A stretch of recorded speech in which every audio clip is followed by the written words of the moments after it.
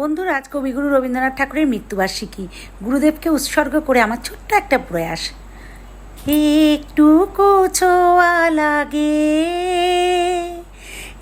একটুকু কথা শুনি, তাই দিয়ে মনে মনে রচি মম ফাল্গুনি। একটুকু ছোঁয়া লাগে, একটুকু কথা শুনি, কিছু পলাশের নেশা, কিছু বাঁচা পায় মেশা, তাই দিয়ে সুরে সুরে